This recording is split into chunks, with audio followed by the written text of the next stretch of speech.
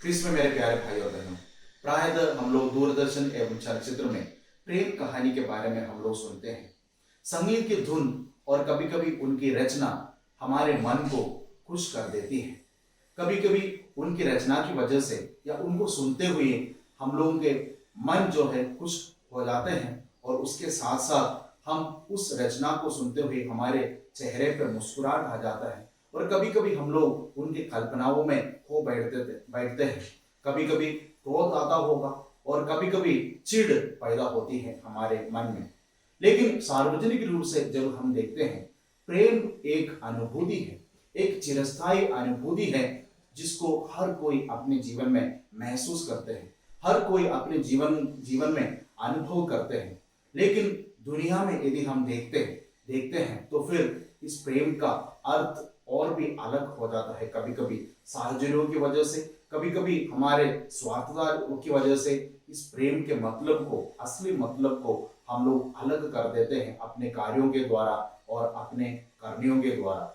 लेकिन क्रिस्त में मेरे प्यारे भाई और बहनों, हर एक धर्म में हम लोग पाते हैं उस धर्म का शिलास्थान और उस धर्म का केंद्र बिंदु प्रेम को रखते हुए हर धर्म हमें ये सिखाते हैं। हमारा क्रिस्तीय धर्म भी प्रेम को सबसे ज्यादा महत्व देते हैं और पूरे बाइबल को, संपूर्ण बाइबल को यदि हम देखते हैं तो हम एक चीज वहां पर पाते हैं कि प्रेम को जो है सबसे ज्यादा महत्व देते हुए जो भी ईश्वर ने मनुष्य के लिए किया, स्वयं प्रभु यीशु ख्रीस्त ने अपने जीवन न्योछावर करते हुए अपने आप को कुर्बान किया, वो सिर्फ और सिर्फ उसका केंद्र बिंदु प्रेम को हमारे सामने रखते हुए हम पाते हैं। क्रिस्त में मेरे प्यारे भाई और बहनों, कवि कबीर कहते हैं प्रेम के बारे में, पोथी पढ़ पढ़ जग मुआ पंडित भयानक होई, ठाई आकर प्रेम का पढ़े सो पंडित होई। जिसका अर्थ यह है, पोथी मतलब मोटी मोटी किताबें पढ़ने से कोई व्यक्ति पंडित नहीं बनता, लेकिन पंडित सिर्फ वही व्यक्ति बनता है जो प्रेम का, जो ढाई अक्षर का आखिर का जो मतलब जो समझता है और उसको अमल करता है और अपने जीवन में वो प्रावर्तिक रूप से अपने जीवन को बिताता है। क्रिस्त में मेरे प्यारे भाई और बहनों, प्रेम एक वृक्ष के समान है और वृक्ष का जड़ के समान है जो विकसित होता जाता है। जिस तरीके से जैसे जैसे वो पेड़ बढ़ जाता है, वो वृक्ष का जड़ भी फैल जाता है और मजबूत बन जाते हैं। इसी के समान हमारे जीवन का केंद्र बिंदु जो प्रभु यीशु ख्रीस्त ने हमें दिखाया, जो प्रेम जो है वो विकसित होता है, वो विकसित होते हुए हमारे क्रिस्तीय जीवन को और मजबूर कर देते हैं। क्रिस्त में मेरे प्यारे भाई और बहनों, आज के तीनों पाठों में भी हम लोग इसी चीज को देखते हैं। विशेष रूप से यदि हम पुराने विधान में जाएंगे तब हम पाते हैं कि सृष्टि के प्रारंभ में ही जब ईश्वर ने आदम और हेवा को सृष्टि किया और उसके बाद सभी सुखी सुविधाओं के साथ उन्होंने एदन वाटिका में बसाया, लेकिन उसके बाद ईश निंदा करने के कारण या ईश्वर की आज्ञाओं का उल्लंघन करने के कारण वो वहां से बाहर हो जाता है। लेकिन ईश्वर की प्रेम की सीमा वहां पर खत्म नहीं होता, लेकिन वहां पर उनकी प्रेम की सीमा और असीमित रूप से बढ़ जाता है। ईश्वर उनकी मदद करते हैं और उसके बाद हम इस्राएलियों के जीवन में भी यदि हम पाते हैं तो हम इसी चीज को हम देखते हैं। ईश्वर ने अपने माध्यम के रूप में बहुत सारे लोगों को इस्राएली लोगों के बीच में भेजा। पूर्वज हो सकते हैं या न्यायकर्ता हो सकते हैं या राजा हो सकते हैं या उनके नबी हो सकते हैं। ईश्वर के आप माध्यम बनते हुए और इस दुनिया में आया और पापमय रास्ते को छोड़कर ईश्वर के पास वापस मुड़ने का एक संदेश देते हुए वो इस दुनिया में आए।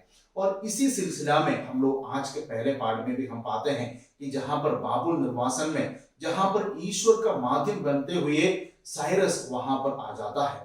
पेर्शिया के राजा साइरस वहां पर आते हुए ईश्वर का माध्यम बनते हुए लोगों को उनके निर्वासन से वापस अपने देश की ओर वापस लौटाते हैं और उनको बचा लेते हैं। लोग सोचते होंगे, इस्राएल लोगों ने शायद ये सोचा होगा कि वो उनकी वजह से हुआ, लेकिन वो ईश्वर ने साइरस को एक माध्यम के रूप में चुना था और उनको उनके निर्वासन से बचाते हुए अपने देश वापस ले आया। इसमें मेरे प्यारे भाई और बहनों, आज का दूसरा पाठ भी हमें इस तरीके का कुछ सोच हमारे सामने रखते हैं कि प्रभु ने, ईश्वर ने अपने इकलौते पुत्र को इस दुनिया में भेजा।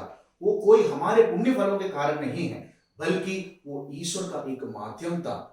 ईश्वर का एक प्रेम का एक नतीजा था कि अपने स्वयं पुत्र को इस दुनिया में भेजे। यदि हम अपने पारिवारिक जीवन में, अपने सामाजिक जीवन में इस चीज को हम देखते हैं, तो हम एक परिवार में इस चीज को हमें देखने को मिलेगा, जहां पर माता पिता और बच्चों के बीच का जो संबंध और उनके बीच का जो रिश्ते हैं, जहां पर हम देखते हैं बच्चे जरूर गलती करते हैं, लेकिन माता पिता जो है उनको हमेशा सलाह देते हुए, उनको समझाते हुए, उनके गलती से उनको सुधार देते हैं। स्वयं पिता परमेश्वर भी उनके बच्चों के साथ यही किया।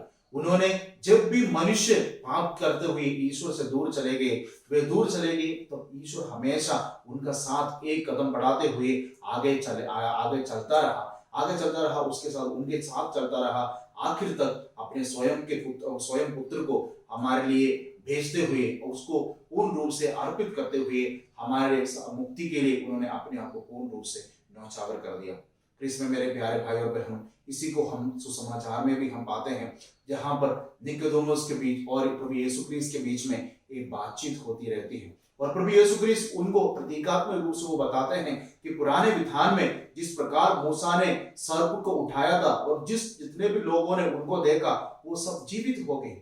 आज प्रभु यीशु क्रिस्त हमें अपने स्वयं को दिखाते हैं, उस प्रेम का नतीजा उस क्रूस में प्रभु हमें दिखाते हैं, दोनों हाथ फैलाते हुए। जो कोई व्यक्ति उस क्रूस को देखता है वो नित्य जीवन में प्रवेश करता है, और इसका एक संक्षिप्त रूप में पूरे प्रभु का जीवन का, मुक्तिदायी जीवन का और इतिहास एक संक्षिप्त के रूप में आज के सुसमाचार में, जो संत यूहन्ना के सुसमाचार अध्याय 3 वाक्य 16 में हम पाते हैं कि ईश्वर ने इस दुनिया को, इस मनुष्य को इतना प्रेम किया कि उसने अपने इकलौते पुत्र को इस दुनिया में भेजा। ये पूर्ण रूप से, सार्वत्रिक रूप से हम देखते हैं पूरे बाइबल का एक संक्षिप्त रूप है, जहां पर प्रभु यीशु क्रिस्त का जन्म के बारे में जिक्र किया हुआ है कि ईश्वर ने अपने इकलौते पुत्र को भेजा, और उनका मकसद क्या था कि पूरी दुनिया को मुक्ति प्राप्त करने के लिए। और आखिर वो मकसद किस प्रकार पूरा हुआ?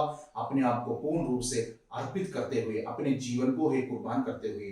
क्रिस्त में मेरे प्यारे भाई और बहनों, सबसे महत्वपूर्ण प्रेम जो है उस प्रभु में हम पाते हैं। आज प्रभु हमें आमंत्रित करते हैं उस क्रूस की ओर देखते हुए, उस पुनर्जीवित प्रभु के जीवन में हम लोग भागी बने। क्रिस्त में मेरे प्यारे भाई और बहनों, एक दार्शनिक एक बार अपने कामकाज के बाद अपने घर की ओर वापस जा रहा था, तब उनके रास्ते में 2-3 व्यक्ति आए। पहला व्यक्ति एक व्यक्ति आते हुए उनसे कुछ भीख मांगने लगा, तब उस व्यक्ति ने उसके हाथ में जो कुछ भी था उसको दे दिया। उसके बाद वो आगे चलता रहा। दूसरा एक और भिखारी आया, तो उसके हाथ में कुछ नहीं था, उनकी जेब में कुछ पैसे पड़े थे, उन्होंने वो पैसे उठाते हुए उस व्यक्ति को दे दिया। उसके बाद वो और आगे और घर की ओर बढ़ता गया, तो एक और भिखारी उस व्यक्ति के सामने आया, तब उसके पास कुछ भी नहीं था। तब उस व्यक्ति को आलिंगन करते हुए, उस भिखारी को आलिंगन करते हुए इस दार्शनिक ने कहा कि भाई, मेरे पास कुछ भी नहीं है, इस आलिंगन के अलावा, इस प्रेम के सिवा आपको देने के लिए मेरे पास कुछ भी नहीं है। तो इसमें मेरे प्यारे भाई और बहनों, उस भिखारी ने ये बात कही, मुझे सिर्फ इसकी जरूरत थी। आज दुनिया, जिस प्रकार मदर तेरेसा ने कहा, आज दुनिया वो भोजन के लिए भूखे नहीं है, लेकिन वो भूखे हैं प्यार के लिए, और वही प्यार है जो स्वयं प्रभु यीशु क्रिस्त हमें उस क्रूस पर हमें दिखाया है। वही प्यार है जो पिता परमेश्वर ने हमारे लिए दिया है। जिस प्रकार संत पौलुस कहते हैं, हमारे पुण्य फलों के कारण नहीं, ईश्वर का हमारे लिए एक वरदान है जो स्वयं अपने इकलौते पुत्र को इस दुनिया में भेजा। तो आइए क्रिस्त में प्यारे भाई और बहनों, जब हम इस 40 काल में आगे बढ़ते जा रहे हैं, उस क्रूस को देखते हुए हम आगे बढ़े, ताकि हम लोग अंत में उस प्रभु के पुनरुत्थान में हम लोग भी भागीदार बने। इस मकसद के लिए हम प्रार्थना करें, पिता, पुत्र और पवित्र आत्मा के नाम पर। आमीन।